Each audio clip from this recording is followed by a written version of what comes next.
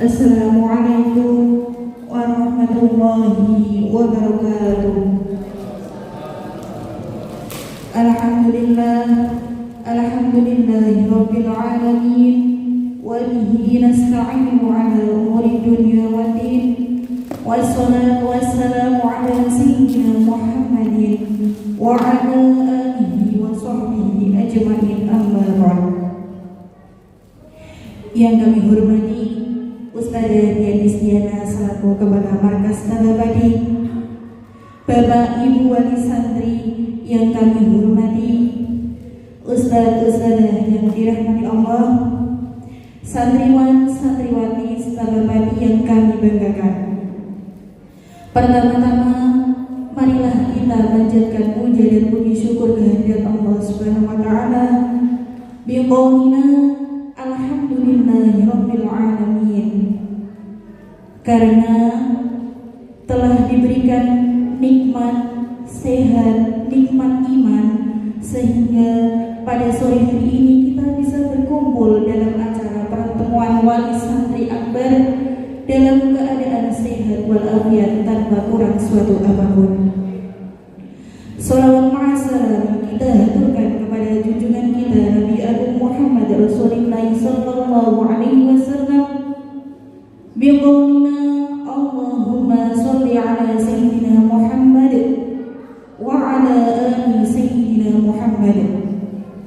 Semoga kelak kita semua diakui sebagai umatnya kelak yaumil qiyamah, amin Allahumma amin.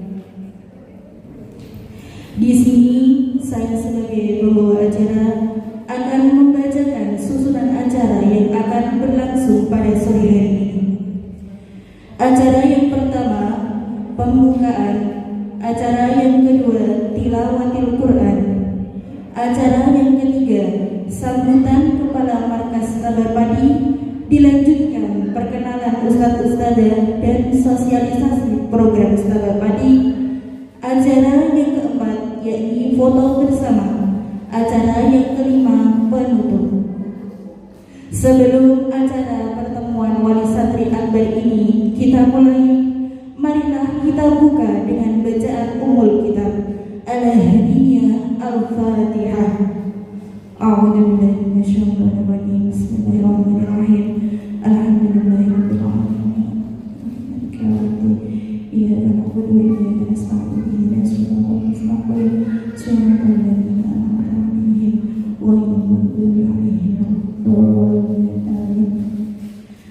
Terima kasih atas bacaan surah Al-Fatihahnya tadi. Semoga membawa keberkahan dan kelancaran acara kita pada sore hari ini.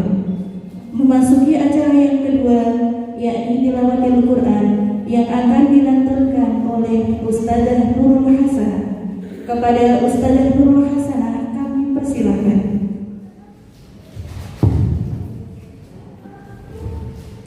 Assalamualaikum warahmatullahi wabarakatuh.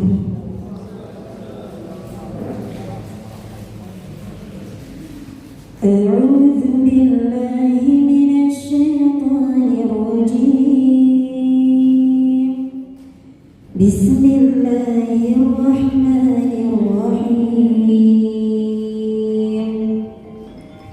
Nun wal qalami wa ma yasturun. Ma anta bi ni'mati rabbika bimajnun. Wa innaka la'ala wa inna laka la'ajran ghayra mamnun. Wa innaka la'ala khuluqin 'azim. فستبصر ويبصرون بأيكم المفتون. إن ربك هو أعلم بمن ضل عن سبيله وهو أعلم بالمهتدين. فلا تطع المكذبين ودوا لا تدهن فيدهنون ولا تطع كل حلاف مهين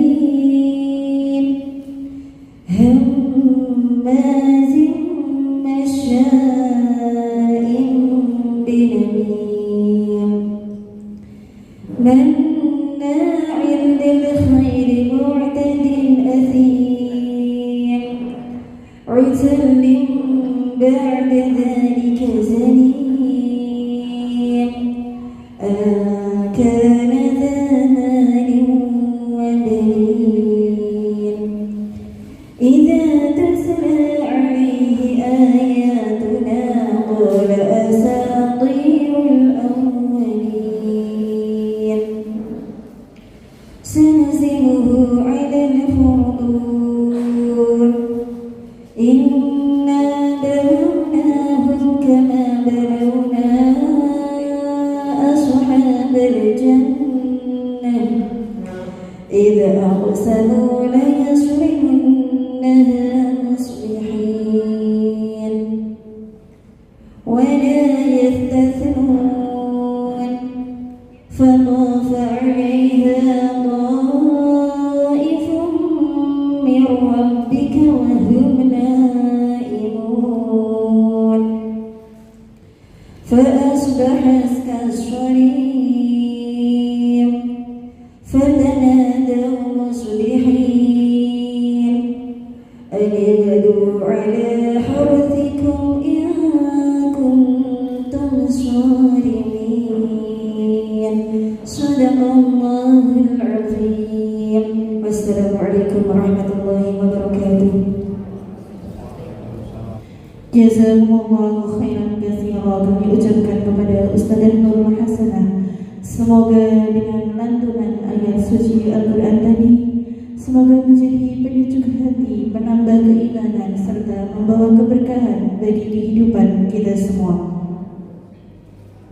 Untuk acara selanjutnya, yakni sambutan Kepala Markas Setabamadi dan sosialisasi program Ustazah, dilanjutkan perkenalan Ustaz-Ustazah. Kepada beliau kami haturkan.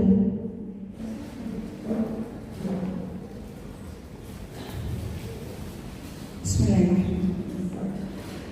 Assalamualaikum warahmatullahi wabarakatuh.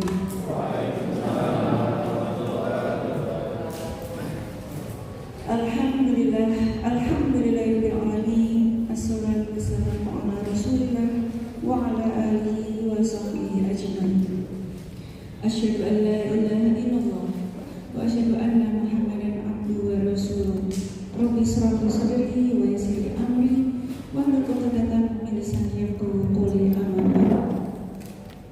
Alhamdulillahirabbil alamin. Segala puji hanya milik Allah yang telah memberikan kita kekuatan, keselamatan, keamanan, sehingga pada sore hari ini kita bisa menghadiri acara pertemuan Wali Santri Akbar di angkatan ke-18.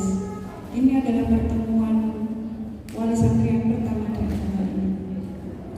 Kemudian salawat dan salam semoga senantiasa tercurahkan kepada junjungan kita Nabi besar Muhammad Sallallahu Alaihi Wasallam. Mudah-mudahan kita senantiasa istiqomah menjadi umatnya. Amin. Kepada yang saya hormati Ustaz dan Ustazah Setabapati atas dedikasinya dalam mendidik anak-anak kami menjadi penghafal Al-Quran.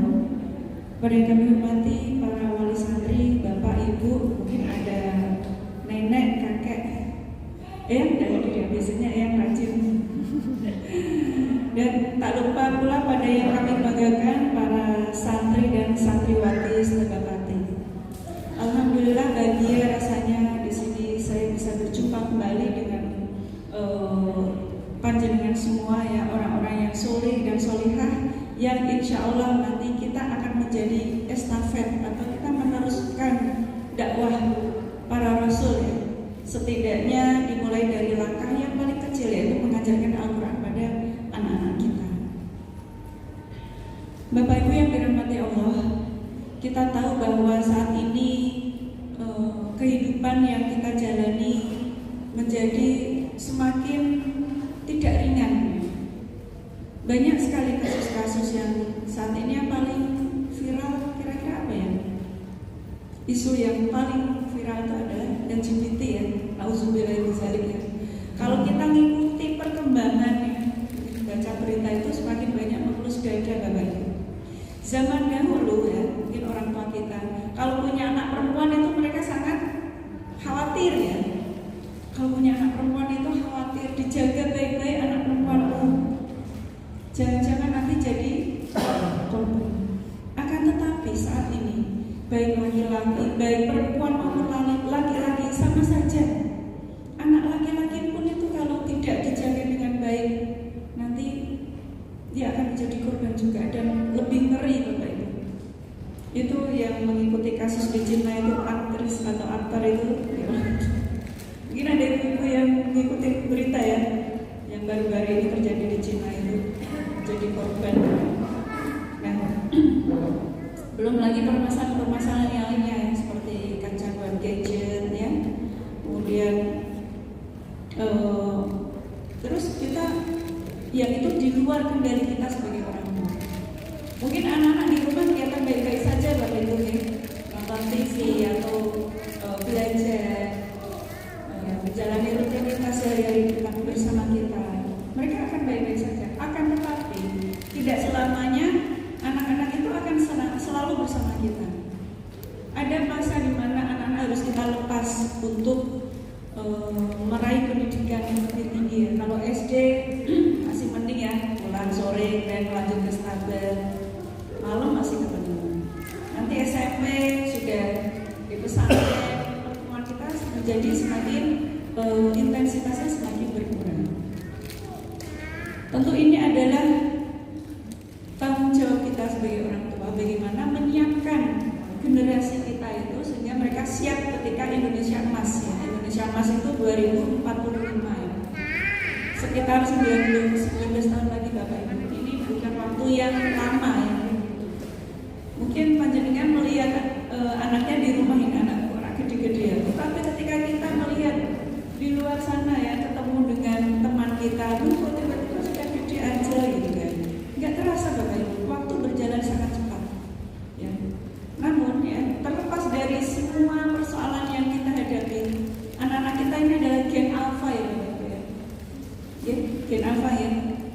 Tentu semakin perbedaan usia juga menentukan karakter dan lain sebagainya itu juga berbeda.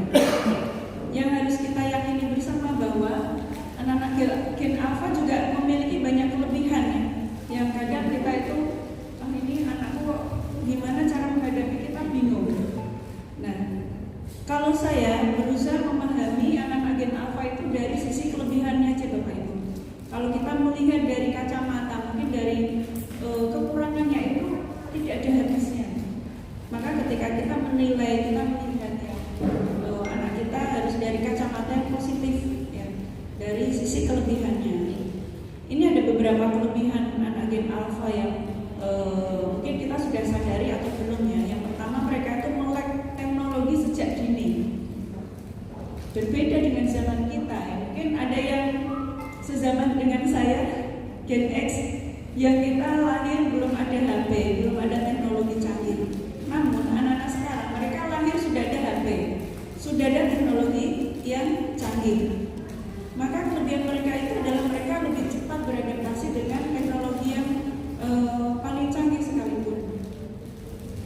Ketika ada HP baru, anak-anak nggak usah diajarin, mereka akan utak-atik sendiri cara. Anak 2 tahun juga sekarang itu canggih memegang HP. Namun ini tentu perlu dipertimbangkan lebih jauh ya untuk pemakaian HP gadgetnya. Maka anak-anak sekarang itu sudah familiar dengan istilah-istilah ya, AI gitu ya. Bahkan anak saya itu lebih ketika saya buka medsos itu, itu AI itu mah gitu. Dia lebih jeli daripada saya gitu. Dia tahu membedakan mana yang AI, mana yang real gitu. Anak-anak sekarang udah tahu gitu, Bapak Ibu ya. Pasti panjenengan juga punya pengalaman yang sama dengan saya. Kemudian ada istilah-istilah yang belajar coding, ini sudah menjadi hal yang wajib buat anak-anak karena nanti itulah bekal yang akan mereka bawa ketika dewasa.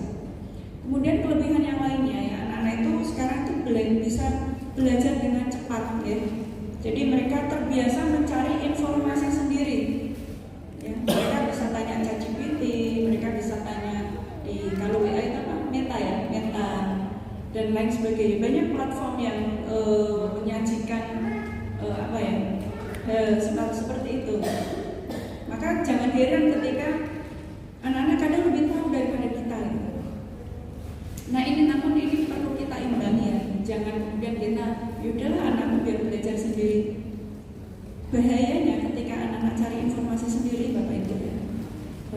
Terutama hal-hal yang menyangkut informasi yang belum saatnya mereka ketahui ya. Contoh tentang seksualitas. Nah ini jangan sampai anak-anak cari informasi sendiri. Jadi kita harus siap ya dengan jawaban anak-anak yang kadang-kadang, kamu tuh masih kecil, buat apa tanya seperti itu? Yang terjadi apa Bapak Ibu? Apakah mereka terus berhenti cari infonya? Tidak, mereka akan cari informasi dari kalau mama ditanya nggak jawab, ya udah aku cari sendiri informasi. Nah ini lebih bahaya lagi ya. Terus kemudian kelebihan yang lainnya adalah kreatif ya. Jadi anak sekarang itu mungkin mereka lebih suka membuat, contohnya ya suka membuat konten ya. Cita-cita yang dulu kita waktu kecil paling ya template ya, dokter, pilot, apalagi polisi itu. Kalau sekarang jadi YouTuber itu, konten kreator, programmer itu adalah yang saat ini jadi apa ya? Mereka itu berbeda dengan zaman kita. Nah, maka kita harus jangan ketinggalan info juga dengan mereka. Kemudian mereka sudah beradaptasi dengan teknologi. Baru-baru ini di Shanghai di Cina itu ada pameran exhibition itu smart TV, bukan smart TV ya. Dia sangat canggih. Jadi tinggal menuliskan rumus, nanti dia akan keluar diagramnya, kemudian keluar tabel-tabelnya. Sekarang semakin canggih ya, di teknologi khususnya dalam pendidikan. Nah, kalau kita tidak menyiapkan anak-anak kita dari sekarang, maka khawatirnya nanti kita akan tertinggal. Jadi mereka yang lebih siap yang akan jadi pemimpin. Contohnya kalau Cina ya, sekarang kan kiblatnya Cina ya. Kalau anak muda sih masih di Korea ya. Kalau Cina itu menguasai sekitar 70% ya perdagangan di seluruh dunia. Coba Bapak Ibu di rumah ada nggak produk yang bukan buatan Cina? Saya yakin dari yang harganya murah, mainan 2.000 ya, sampai kalau panjenengan ke informal yang sering belanja ke Kudus itu semua buatan Cina. Maka tidak heran kalau Cina lebih menguasai karena mereka lebih siap. Jadi Cina itu menyiapkan generasinya untuk dalam hal pendidikan itu 30 tahun yang lalu. Di sana itu anak-anak sekolah itu dari usia SMP sudah boarding ya. Alhamdulillah di sini sudah ditunjang dengan pesantren-pesantren ya. Kalau di sana dari usia SMP anak-anak itu sudah belajar dengan sangat keras. Saya punya ponakan yang sekolah S2 di Cina itu ya belajarnya dari jam 9 pagi sampai jam 9 malam dan itu setiap hari. Dan pernah juga ya suami ketika ke Cina itu ada penerjemah yang ditanya tengah malam WA gitu, kok kamu jam segini masih bangun? Iya Pak, saya lagi belajar. Kalau musim ujian itu mereka tidurnya di perpustakaan. Jadi kira-kira dengan kondisi di sini bagaimana Bapak Ibu? Yang kita lihat kafe-kafe setiap kali ada kafe baru itu selalu penuh. Siapa yang mengisi? Anak-anak muda ya. Siapa yang nongkrong di setiap malam di pinggir jalan? Anak-anak muda. Jadi itulah tantangan kita ya. Itu insya Allah bukan bagian dari kita ya. Insya Allah anak-anak kita yang kita didik sekarang ini mereka harus betul-betul belajar keras ya, karena mereka lah nanti yang akan meneruskan estafet kepemimpinan Indonesia khususnya ke 2020 ke 2045. Nah, ini beberapa kelebihan-kelebihan yang perlu kita upgrade ya, perlu kita kembangkan ya, dengan catatan ini harus didampingi orang tua yang panjenengan harus sabar ya, mendampingi mereka. Kemudian juga kita imbangi dengan fasilitas. Maka ini sejalan dengan tema angkatan yang kami angkatan ke-18 ini ya, yaitu menyiapkan generasi tangguh melalui pendidikan berbasis karakter dalam menyongsong era disruption. Next yang ketiga. Nah ini adalah yang ketiga. Tema angkatan. Tema angkatan kita adalah menyiapkan generasi tangguh melalui pendidikan berbasis karakter. Kita tahu bahwa karakter anak-anak sekarang itu secara umum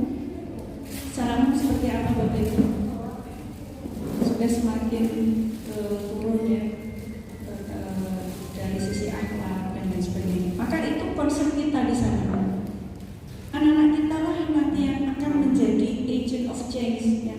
Mereka menjadi agen perubahan dimanapun mereka berada. Anak-anak kita yang akan menjadi panutan bagi orang-orang di sekitarnya. Dan ini pengalaman ini alhamdulillah kan anak kami di pesantren dari SMP Bapak Ibu sekarang sedang menempuh pendidikan di Jerman, dan dia merasakan betul bahwa suatu saat dia berkata begini, "Mama, aku bersyukur dulu pernah sekolah di pesantren." Jadi ketika dia lulus SMP mau meneruskan di sekolah negeri, itu pergolakan kami itu luar biasa Bapak. Dia karena di lingkungannya banyak yang ingin sekolah negeri dan lain sebagainya. Ya kalau sekolah negeri kan nggak perlu mondok ya, nggak perlu repot-repot jauh dari orang tua ya. Tapi kami berusaha memotivasi bahwa di pesantren itu akan lebih baik. Wah, awal-awal kelas SMA itu kelas 10 ya, dia mengalami pergolakan yang luar biasa, nggak kerasa lah, pengen pindah lah dan lain sebagainya. Alhamdulillah dia tetap bertahan di pesantren sampai lulus. Itu dia merasakan sendiri betapa sekolah di pesantren itu dia merasa terwarnai, khususnya ketika dia berhadapan dengan, jadi kalau di luar negeri itu kan pergaulannya sudah internasional ya. Dia ketemu dengan orang yang Islamofobia, dia ketemu dengan ateis, dia ketemu dengan orang sekuler, dan dia harus bisa menjawab, ngapain sih kamu pakai jilbab? Ini kan musim summer gitu, musim panas di sana itu kan ya. Orang biasanya pakai baju seadanya. Ngapain pakai jilbab? Jadi dia menjawab dengan apa yang sudah dia yakini selama ini. Dia mampu memberikan argumen yang secara logika masuk ya, secara syar'i juga masuk. Nah ini pentingnya Bapak Ibu yang anak-anak kita dari usia. Mungkin ada yang ini anakmu tuh pulang sekolah kestabah, pulang setengah 7 apa nggak kasihan gitu. Pernah nggak Bapak Ibu menerima pertanyaan seperti itu gitu? Saya juga pernah mengalami gitu. Ini melebihi pegawai kantoran, berangkat setengah 7 ya Bapak Ibu, pulang jam setengah 7 malam. Coba bayangkan 12 jam mereka belajar. Tapi alhamdulillah anak-anak di sini gimana Ustazah? Enjoy. Saya pernah nanya, kamu nggak capek pulang sekolah langsung ke Starbucks? Enggak, Us, di sini kan temennya banyak. Dan insya Allah para ustadz dan ustadzah berusaha mengimbangi ya. Ketika anak-anak capek juga kita maklumi kondisinya. Di satu sisi kita ada target, tetapi di sisi lain anak-anak juga kita beri ruang untuk mereka rehat atau mereka beristirahat.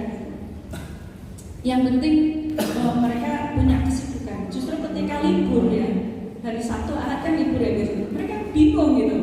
Karena mereka sudah polanya sudah teratur, pagi sekolah, kemudian pulang setagak, belum les yang lain ya. Kalau anak-anak di sini kan ada yang ikut tapak suci, ada yang kumon ya. Pulang setagak masih ngerjain kumon itu. Anak saya sendiri itu jam 9 masih ngerjain kumon, habis itu mau tidur masih murojaah juga. Tapi ini tentu efeknya akan terasa ketika 10 tahun yang akan datang. Kita tidak bisa melihat pendidikan itu langsung instan ya. Ini butuh proses, butuh waktu. Dan nanti panjenengan semua yang akan menikmati hasilnya, akan melihat, oh ya dulu alhamdulillah ya kita di sini bertemu dengan orang yang solih dan solihan ya. Ini tentu sudah berbeda auranya ya, bertemu dengan orang yang saling menyemangati, saling mengingatkan seperti itu. Oh ya, kemudian kami memiliki visi dari visi kami adalah menjadi lembaga tahfidz balita dan anak yang berkualitas dan berakhlakul karimah. Kemudian ditunjang dengan misi kami yang pertama adalah membantu mewujudkan cita-cita setiap anak menjadi penghafal Al-Quran sejak dini. Alhamdulillah kemarin hasil capaian tertinggi Mbak Rani juz berapa? Juz 11 ya, itu yang tertinggi. Mudah-mudahan ini disusul oleh teman-temannya yang lain. Kemudian menumbuhkan rasa cinta terhadap Al-Quran dengan memahami serta mengamalkannya. Di sini kami membiasakan adab-adab Islami, Bapak Ibu. Kami juga memberikan materi-materi suplemen ya. Jadi tidak hanya hafalan saja ya. Kita juga memiliki materi-materi suplemen yang lainnya. Kemudian mendorong terbentuknya keluarga hafiz Quran. Bapak Ibu, kami punya program namanya Halaqah Quran. Awalnya sasaran kami adalah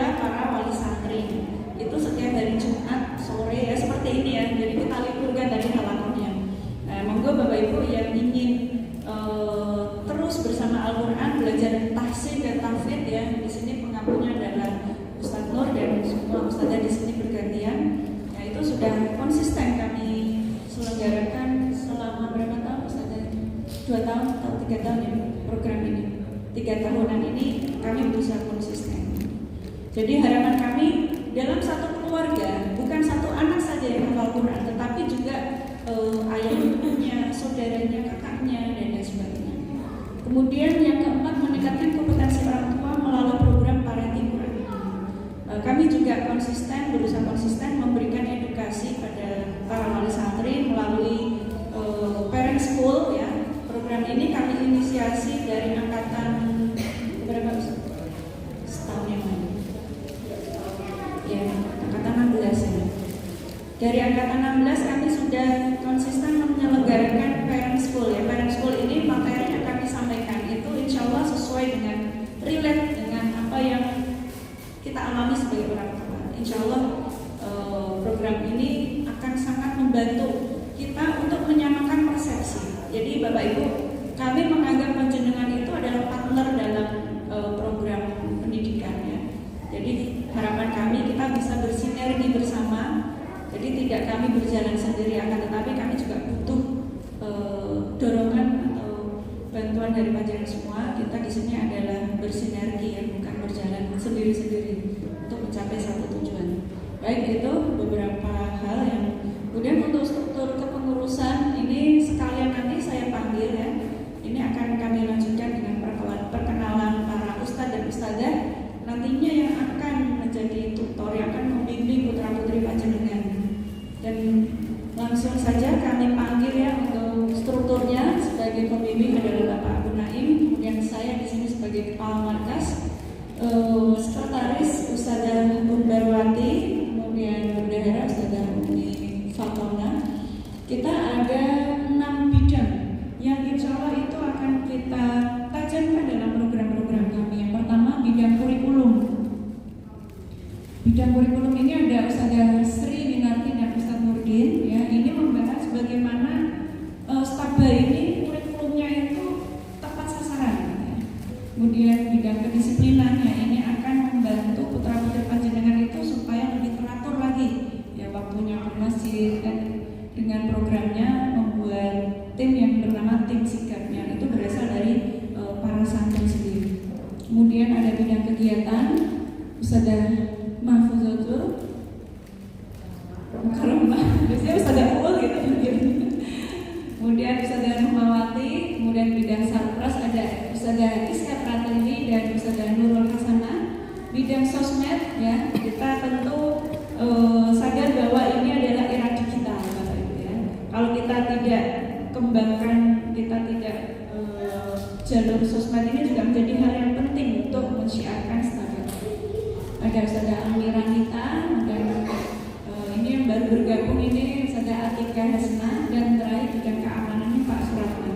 Baik, bagi nama-nama yang saya panggil tadi silakan untuk maju ke depan untuk perkenalan lebih lanjut lagi. Silakan Ustaz dan Ustazah. Baik Bapak Ibu yang dimuliakan Allah SWT, perkenalkan saya Ustadz Nurdin yang mengampu di kelas Al-Baqarah kecil, Al-Baqarah A, dan tergabung di program kurikulum. Saya Ustadzah Nurul Hasanah yang insya Allah akan mengampu di kelas Al-Asyrafi level 1 juz 30. Maka saya Ustadzah Sri Winarti yang saat ini amanahnya dari kelas Asyifah, yaitu materinya dari surah Ali Imran, dan alhamdulillah saat ini di juz 12. Saya Ustadzah Mahfuzatul Mukarramah, biasanya dipanggil Ustadzah Uul, yang saat ini diamanahi di kelas Al-Lail level 2 juz 29. Perkenalkan, saya Ustadzah Iska Pratiwi yang saat ini mendampingi di kelas Al-Asra atau yang bagian berita, yang mendampingi di level 1 juz 30. Perkenalkan, saya Ustadzah Umbarwati, biasa dipanggil Ustadzah Umbar, yang mendampingi di kelas Ar-Rahman juz 30. Perkenalkan, nama saya Ustadzah saat ini kebetulan saya diamanai di kelas Al-Firdaus level 2 29. Perkenalkan, nama saya Ustazah Umi Fatona. Saya di bagian bendahara. Kemudian saya kenalkan lagi dua rekan saya, Ustazah Rahmawati yang diamanai di kelas Al-Qur'an juz 30 level 1. Kemudian Ustazah Yani, Ustazah Srianda Yani yang saat ini diamanai level 3 kelas Al-Baqarah B juz 1 sampai juz 3. Ya, itu tadi dengan perkenalan singkat. Mudah-mudahan ini perkenalan awal bagi yang Bapak Ibu yang baru bergabung di Startup nanti menjadi langkah awal untuk mengenal lebih dalam lagi. Kemudian selanjutnya untuk program-program yang akan kami sosialisasikan ya, di sini dimulai dari bidang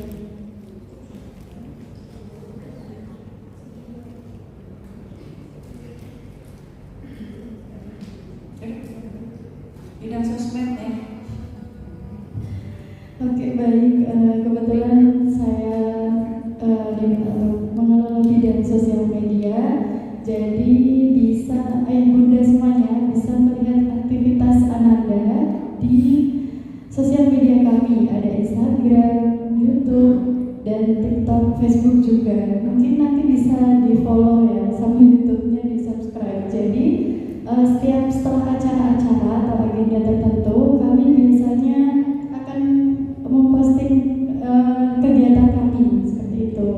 Seperti kemarin agenda terdekat itu ada wisuda tahfidz sama tahfidz supercamp. Nah, nanti bisa dilihat di YouTube Startup. Kebetulan sudah kami posting seperti itu. Untuk saat ini saya sama partner saya, sama Ustazah Nadia, dan kebetulan Ustazah Nadia hari ini belum bisa masuk, guys. Seperti itu. Okay. Mungkin nanti misal suatu saat Ananda ada yang masuk di konten kami mohon diizin ya semuanya. Mohon berkenan untuk diposting putra-putrinya ya. Suatu saat mungkin bisa mama-mamanya juga ikut konten, ayahnya juga seperti itu. Karena salah satu program saya adalah ini. Ya, ada testimoni orang tua atau wali santri. Jadi mungkin saya akan menghubungi salah satu dari ayah atau bunda untuk menyampaikan pesan-pesannya untuk Ustazah seperti itu. Jadi saya mohon kesediaannya dari sekarang ya. Mungkin cukup sekian untuk dari bidang sosial. Mungkin yang terdekat ini kami ada podcast sahabat. Jadi nanti di podcast itu anak-anak yang akan podcast. Tapi untuk jenjang kelas yang kelas besar dulu ya, anak kakak-kakak SD itu. Karena untuk anak balita mungkin masuknya di konten dari activity seperti itu, short video seperti itu. Oke, cukup sekian dari saya. Assalamualaikum warahmatullahi wabarakatuh. Untuk selanjutnya bidang kurikulum, silakan Ustazah Bibin. Assalamualaikum warahmatullahi wabarakatuh.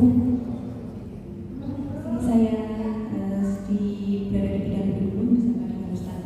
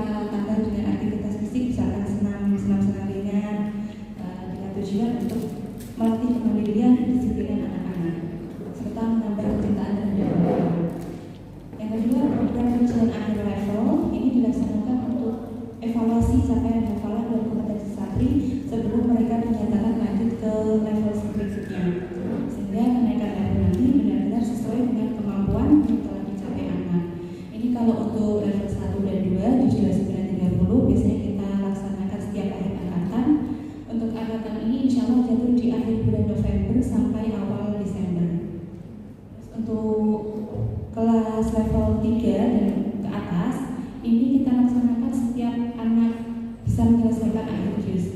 Misalkan 2 bulan atau 3 bulan sudah selesai 1 juz, kita kasih waktu untuk murojaah. Selanjutnya kalau sudah siap ujian, bisa langsung ujian. Ini beberapa anak juga ada yang satu angkatan bisa 1 juz, 2 juz, kan kita bisa seperti itu untuk yang level 3 ke atas. Dan setelah ujian akhir level, ini ada raport untuk santri. Ini berisi laporan perkembangan hafalan serta hasil belajar santri selama 1 angkatan pembelajaran. Ini sebagai bahan evaluasi bersama antara sekolah dan orang tua. Dan selain raport untuk santri, ada juga raport untuk wali santri. Ini raport untuk wali santri ini sebagai bentuk apresiasi dan evaluasi terhadap keterlibatan orang tua dalam proses pendidikan, dalam proses mendampingi belajar anak. Jadi penilaiannya ini meliputi kehadiran pada pertemuan wali santri, keikutsertaan dalam parent school, serta keaktifan dalam mengisi buku-buku. Nah, parent school sendiri itu adalah program pembinaan bagi orang tua untuk meningkatkan pemahaman tentang pendidikan anak, pendampingan hafalan di rumah, serta penguatan peran keluarga dalam membentuk karakter Islami. Selain itu, pertemuan wali santri yang masuk dalam wilayah rapor tadi itu dilaksanakan 2 bulan sekali. Ini selang-seling dengan parent school.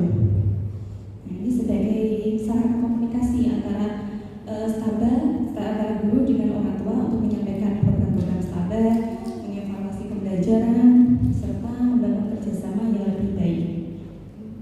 Nah, selanjutnya ada program Halaman Quran. Ini adalah program pembelajaran Al-Quran bagi wali santri, juga untuk masyarakat umum. Ini untuk memperbaiki bacaan, menambah hafalan, serta menumbuhkan semangat belajar Al-Quran bersama-sama. Jadi melalui beberapa program tersebut, kami berharap terciptanya sinergi yang kuat antara sekolah, orang tua, juga santri, sehingga target pembelajaran Al-Quran ini bisa berjalan lebih optimal.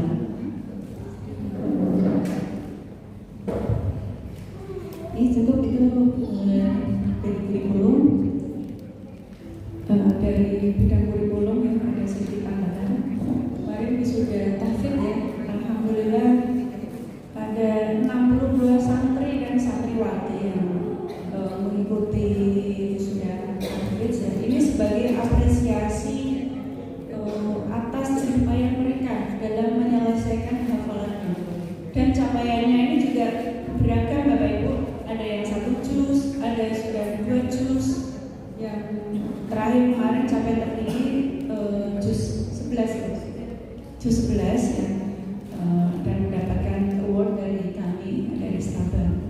Nah, alhamdulillah juga ya, kemarin kami juga bisa mengundang Syekh Nasor yang berasal dari Mesir untuk hadir di sini memberikan motivasi pada Bapak Ibu semua, kemudian memberikan doa ya, yang insya Allah akan diijabah oleh Allah dan bisa memberikan keberkahan pada acara kami.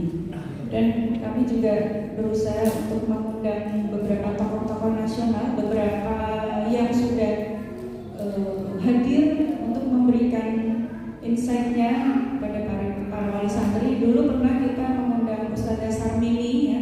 Ini level nasional ya, ada beberapa kali ya. Dan ada Ayah Irwan ya, sekitar tahun kemarin ya, tahun yang lalu. Dan alhamdulillah ini sudah go internasional Bapak Ibu. Kita sudah berhasil mengundang Syekh Nasor yang berasal dari Mesir.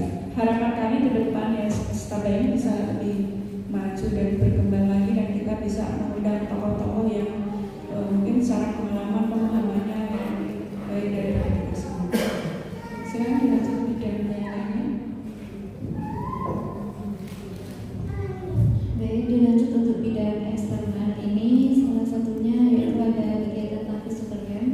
Nah, kegiatan tahfidz supercamp ini adalah kegiatan bagi santri untuk mengisi liburannya.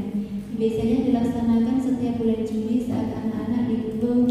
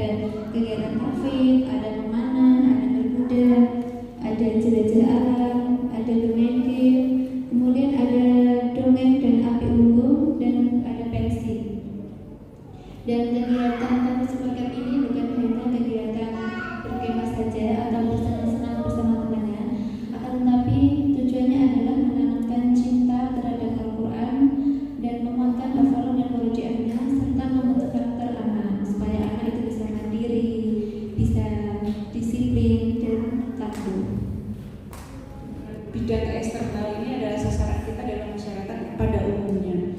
Ada satu program lagi yang namanya DIY Class yang biasa kita ikuti ketika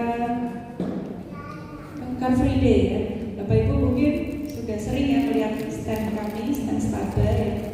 Bagaimana kami berusaha mensosialisasikan Starbar kepada masyarakat secara umum. Di sana kami memfasilitasi anak-anak bisa meronce ya, kemudian bisa bermain, kami fasilitasi dengan game-game atau permainan. Dan mendepan ya kami berusaha untuk menambah lagi program-program yang akan diminati oleh masyarakat yang menyasar kepada masyarakat pada umumnya.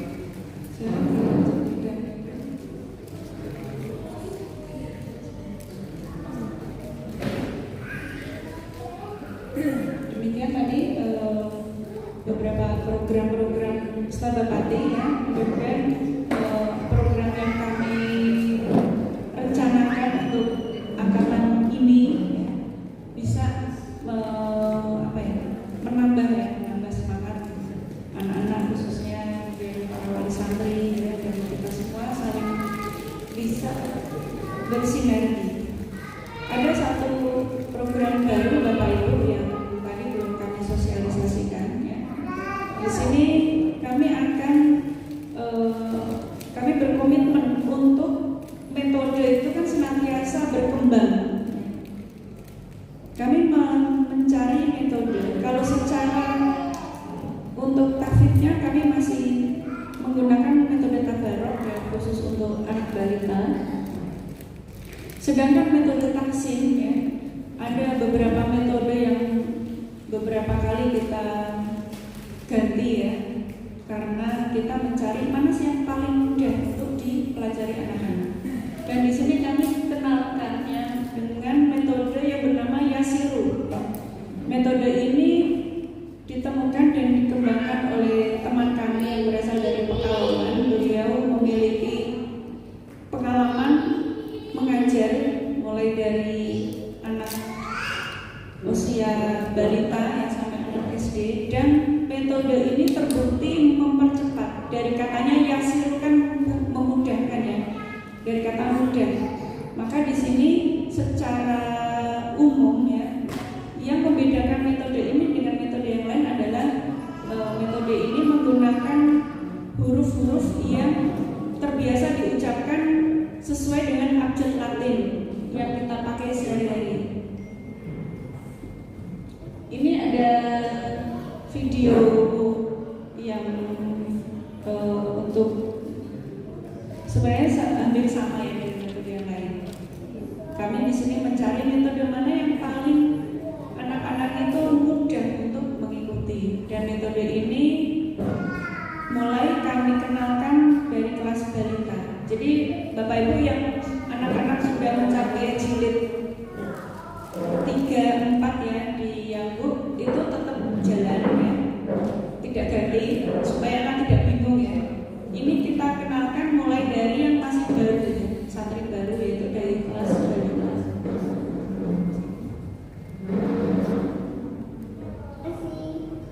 Nanti apabila Bapak Ibu ada yang ditanyakan, kita lanjut ke materi sharing ya.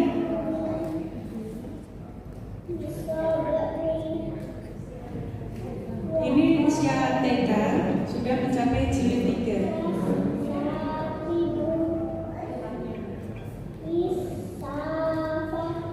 Jadi beberapa testimoni para orang tua yang anaknya belajar membaca menggunakan metode ini merasa sangat terbantu karena mudah dan cepat dalam belajar membaca. Kalau di metode yang itu kan sampai jilid 6 ya. Kita di sini sampai jilid 4, terakhir jilid sampai 7, tetapi sudah jilid 3, jilid 4 itu sudah mampu membaca. Seperti itu.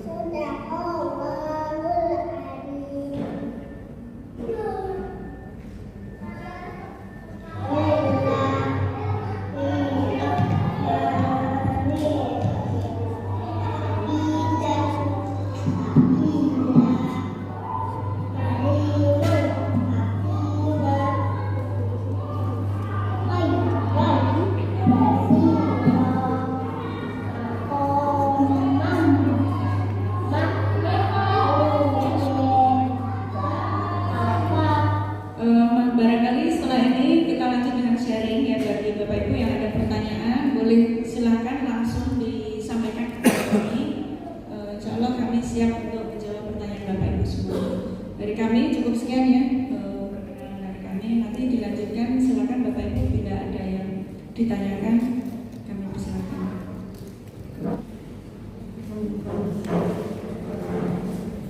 Terima kasih kami ucapkan kepada Ustaz Edi Kristiana dan Ustaz Rizka Bakari. Semoga